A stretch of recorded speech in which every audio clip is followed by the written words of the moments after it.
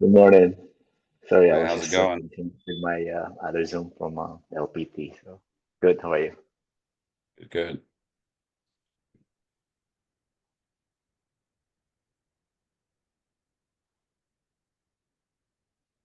Well, I'm gonna give it a couple more minutes, but then it might just be you. It might get some one-on-one time. I'll be great. Yeah, I love that post that you did on the jumping one, the lava. Oh, that was a workout. That one was a workout. I can just imagine, Yeah, but you jump high enough, to make it more realistic.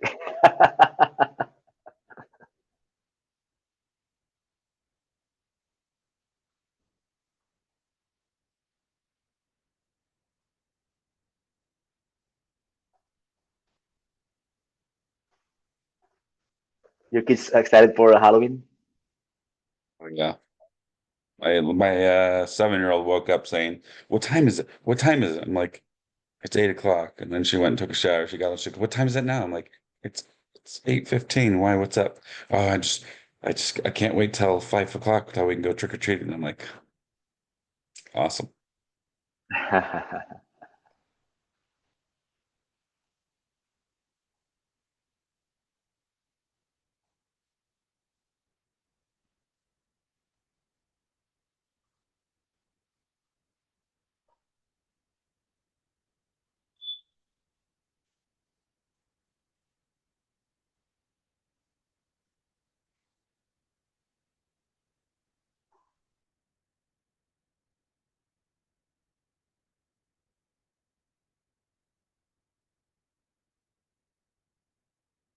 All righty. Well, we'll get started.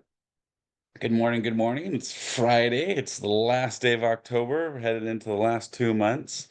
And this is generally when most agents start slowing down. They start giving up on their goals. They start, kind of winding into holidays and kind of get into easy mode.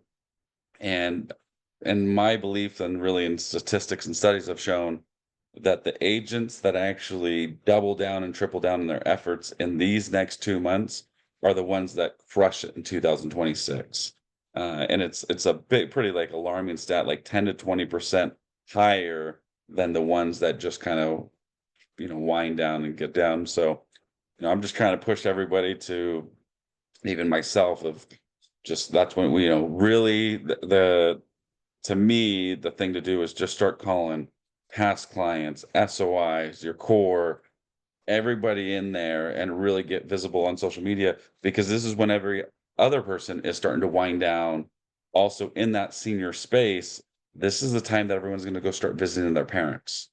So, having the five conversations, the five different topics to bring up for them to be aware of, for them to bring up with their family, um, and really be separate yourself as the specialist that truly cares, because none of it has to do about selling the house. But again, studies show that like assisted living homes or in communities, they get really slow during this time period, but their best months historically and statistically speaking is January and February.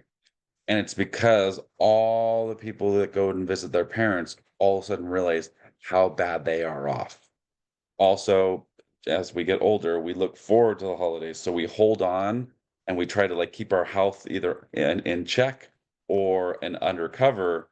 And then once we get through the holidays, we start admitting to ourselves, and maybe our even our minds and our bodies start to go a little bit and say, you know what, it's time. So if I can give any words of advice, it's like double down, triple down, get visible, and really focus on those five different conversations. What are your guys' plans for the next 2 months?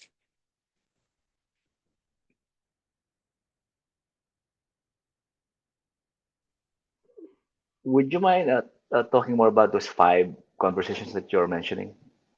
Yeah, so I'll put them in here. Donna, are you able to talk as well? Or are you uh, uh or unoccupied or preoccupied? No idea. Could use your help. All right. Well, that I can do. I can definitely help out with that, those conversations. Um, And I know we plan to, like, we will cover it hard in the core boot camp that we start today. Yeah, but it's really getting into just call the people you know. So the first, topic you can bring up is checking the fridge. I'm gonna put the notes in here and cupboards because this is the first place. Cupboards? I can't spell that. Mhm. Cupboards. No, sorry. Oh, cupboards. There we go. Um, to check for food, lack of food, moldy, and expired. So basically the premise is that when we're visiting our family or our loved ones, our moms, our dads, our grandmas, grandpas, we want to check the fridge and we kind of want to be a little nosy of is there expired food in there? Is there moldy food in there? Because eating bad food or not eating enough food is a indication of mental decline, dementia, Alzheimer's, but it's also a cause of those things and other even different health conditions. Poisoning people through their food that they eat, or them self poisoning themselves, not realizing it that they're eating food that they shouldn't be eating is a cause of health issues.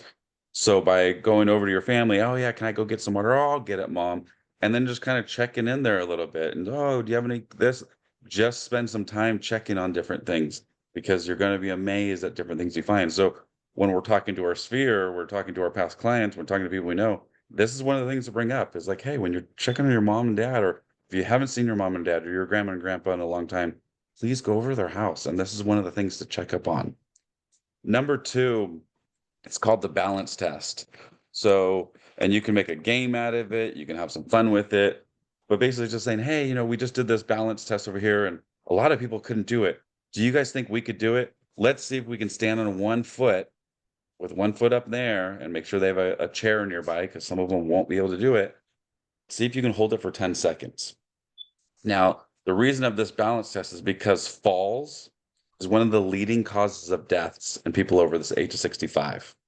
And it's not falling off of 10-foot ladders or, falling down the stairs. That could be some of it, but a lot of it's like falling off a step stool, falling off the one step up or the one step down, or falling out of bathtubs. And it's because their balance isn't great. And if they're not able to balance on their foot for 10 seconds, we should remove all the step stools, all the ladders, start putting railings down the one step downs and the one step ups, and really get a retrofit company like a aging in place specialist in there to retrofit the home and just say, hey, mom, like, I don't want you to be a statistic. And so, can I have someone come in and just check to make things safer? Put some handrails so when you're getting in and out of the bathtub, or maybe we go in and we put a walk-in shower. We probably don't need that walk-in tub anymore. I mean, when was the last time you really took a bath? So that would be another thing to do. And again, give an indication, give real stories, give things that you've heard, give things that have happened to your past clients. Look it up on Google it, come up with a story and say, hey, I just read this article and it was about this. You'll find tons of them about the balancing and falls. Okay. Number three is socialization of, hey, mom, dad, when was the last time you went to your breakfast mornings? Or are you still going to your breakfast meetings or your breakfast mornings or your Red Hat Society or your church groups or whatever it may be? Was the last time you went? Because again, studies have shown that as someone's mental decline starts to happen and they're going to their breakfast meetings, now their friends might not know it or might not realize it or even be like ill intentioned, but all of a sudden they'll bring up something they mentioned in the beginning of the breakfast or last week or last month, and they're like, "Hey, no, we just talked about this. Don't you remember?" And everyone laughs it off. Oh yeah, sorry. Da, da, da. But sometimes they start getting embarrassed. Sometimes they start getting embarrassed just not being able to keep up with the conversations. Their mind isn't, working as well, so they're having a hard time keeping up with the conversation, and they find themselves getting, kind of sucked back in, so they stop going, which is the worst thing because lack of socialization kind of equivalent to depression. Depression can cause lack of socializations. Lack of socialization can cause depression. It's twofold, but it's also a sign again of dementia, Alzheimer's, and it's also a cause of dementia and Alzheimer's. They've even proven now that just by getting mental activity, just by getting socialization, it actually can improve and actually even reverse dementia and Alzheimer's. So I would definitely say, that would be another conversation to have. Hi, hold on a second. Hi. Yeah, you got your phone? You want to say hi? Say hi. Yeah. Okay. Um, okay. Okay, go get mama. Go get mama. Yeah, yeah. You see, that's you Hello. saying Hi. hello. Spider-Man? Are you Spider-Man? All right. Go get mommy. Go get mommy. Go get mommy, okay? Um, so then the fourth conversation we want to have is it's a little bit more serious, it's a little bit more personal, but making sure they have their estate plan in place and talking about like, look, even if you think your mom doesn't need a trust, she probably needs an estate plan, because it's going to involve the HIPAA release. Like, if your mom gets hurt, you don't have the right to go get her medical records. If she ends up getting hurt and goes into the hospital, you don't have the right to have her medical directive to help choose the decisions of what's going to happen.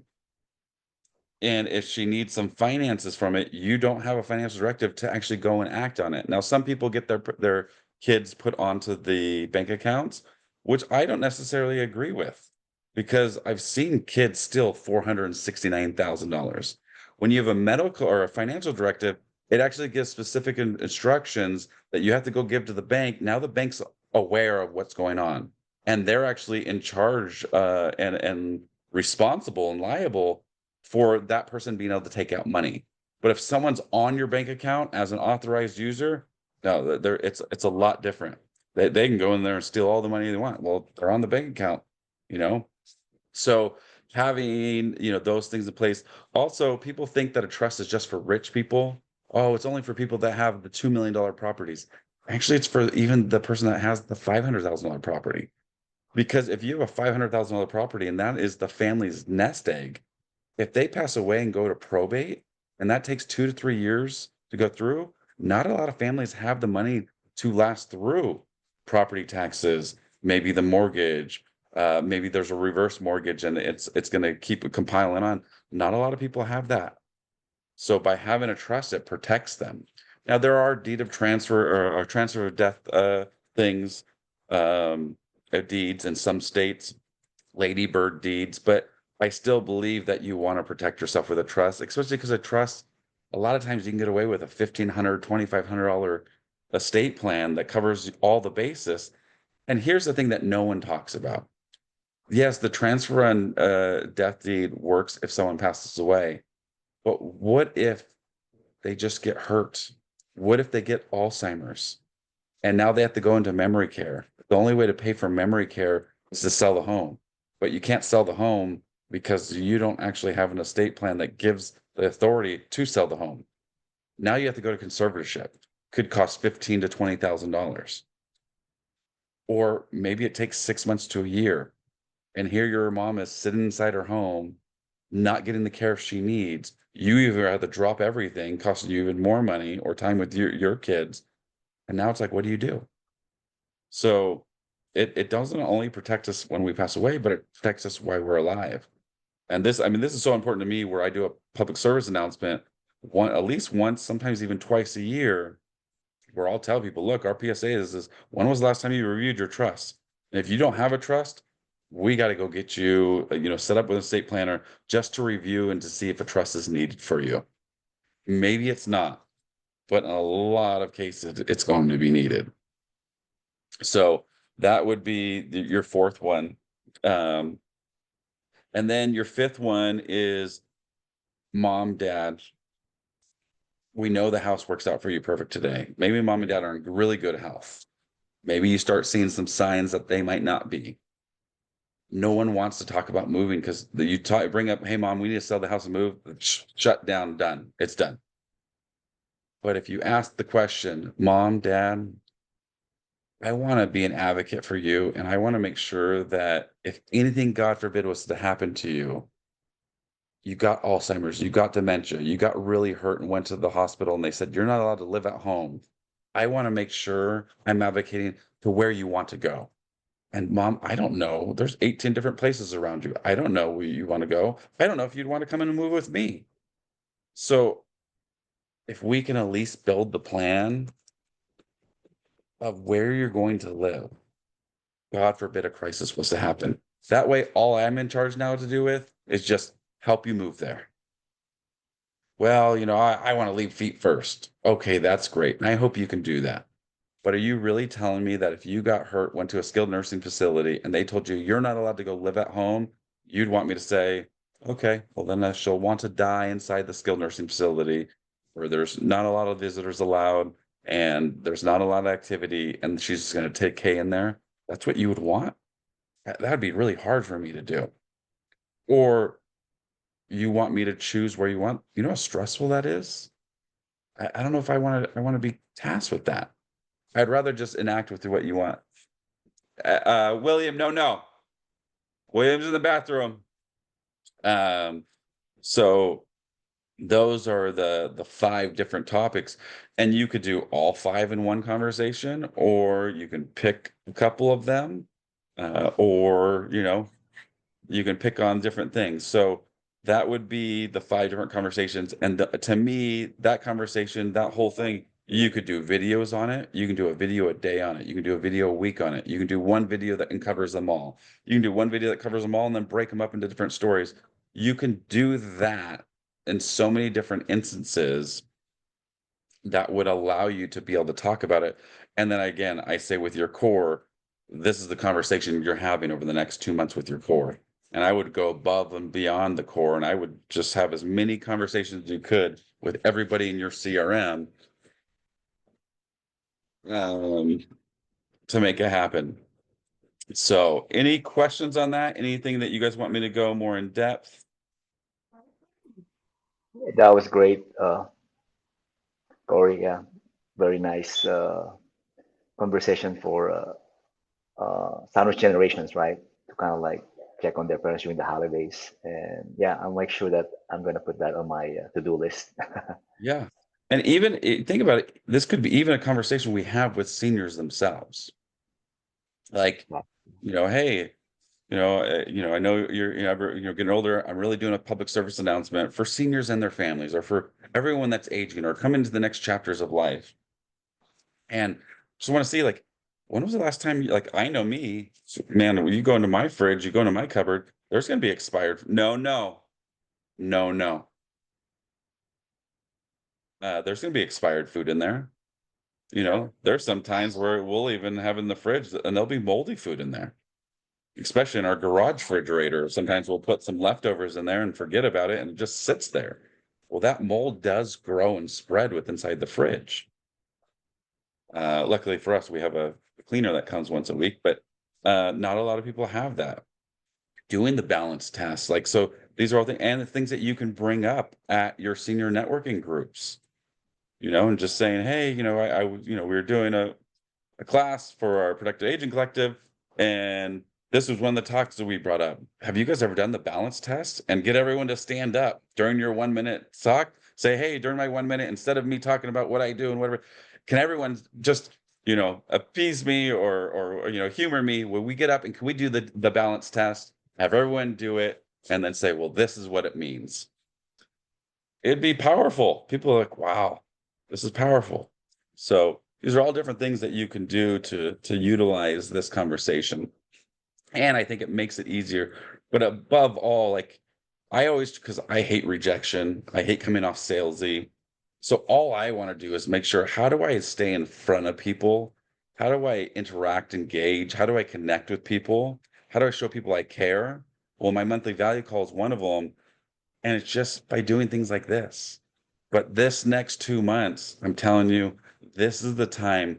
If anyone's thinking about selling, this is the time where it comes to a reality. If anyone is thinking about making some life decisions, this is when it happens. Investors, this is their last month that if they put the house on the market this month, they can hopefully close before December 31st. That's their tax baby. Also, people buying, if they buy and close before December 1st, that's their tax baby. This is their last chance to get a tax advantage. Again, another topic to bring up and say, hey, I'm not trying to pressure you, but you've heard of tax babies where people have babies because, at the towards the end of the year, they try to get pregnant, where they can have their baby before the end of the year. Because if they have a baby before the end of the year, they get a tax baby. The same with houses. If you buy a house before the end of the year, you get the full advantage of owning it for the full year. If you sell before the end of the year, it's the last time you can get off your taxes before the new year. So, um, those would be the things that I would recommend. What questions do you guys have?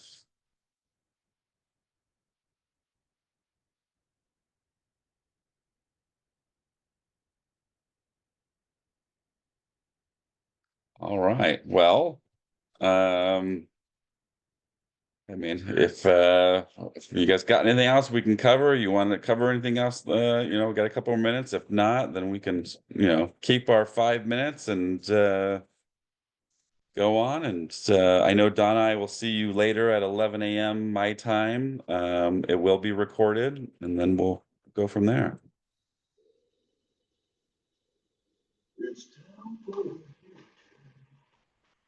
Cool. All right. Any questions, Ronaldo?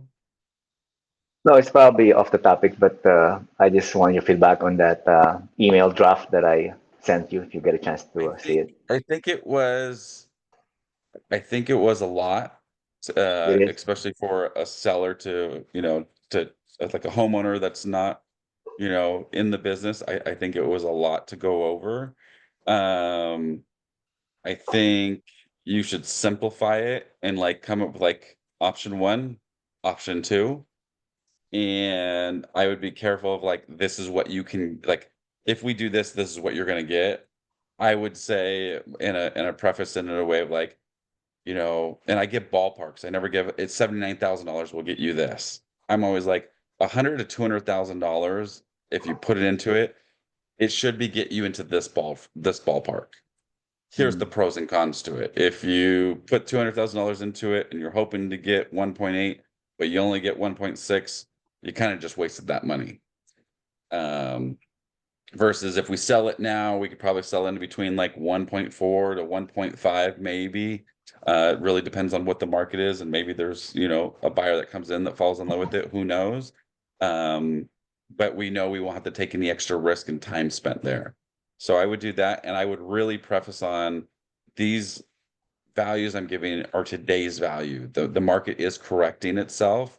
We're seeing a trend of going down. We're probably going to be around 10% lower than we were last year as far as home prices go and values. We don't know if we're going to keep heading that way, or if it's going to stabilize, or if it's going to drop more, or if it's going to start increasing. That we the no one has the crystal ball.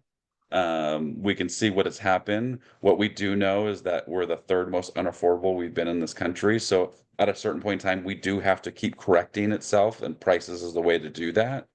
And so who knows? In 6 months, the house might be worth 10% less than it is today. You put the $200,000 into it, you're hoping for 1.8, it's worth 2% or 10% less. We're getting 1.6. Or maybe it's really worth 1.6 today, fixed up, and now we're getting 1.4. Now you're spending money and you're losing money. So that's kind of how I would preface that one. that's great. Yeah. So would you even initiate that process without first confirming that they have the authorization to sell or any Yeah. listing agreement signed? So Because I mean, that's how I'd probably start the whole conversation. I would say, look, all the information that I'm going to give you, and all the information and advice that I'm going to give you down below is all based on the fact that you have the authorization to sell and you guys could sell it today. Because if you don't, the authorizations to sell and probate sometimes could take 6 months to a year. So I'm not sure where you're at with the process. Do you know when the mom died? April, the dad mom, Oh, April. dad died. So he died in April. So there is a possibility that they have the authorization to sell. I mean, it's possible. It would have to be in a really clean probate. Also, I'd want to ask of why the mom didn't get the step up in cost basis, or why they would have to probate if they're still married, why would it have to go through probate? Because if they're married, then the property should just revert to the mother. I'm not sure why it wouldn't. Mm, okay. So and I would say, like, is there a way that we can discuss these things with your estate planner? Um, Okay. and then I would go and say, okay, well, if you are able to sell and you have the authorization to sell, this is the advice that I'm seeing, or this is what I'm seeing on the market. And then I always send in like comparables. Like I might do like three houses that are, in that fixed up price range, three homes that have been like updated but not like recently updated, and then three homes that are like in normal condition, like, or outdated condition, and um let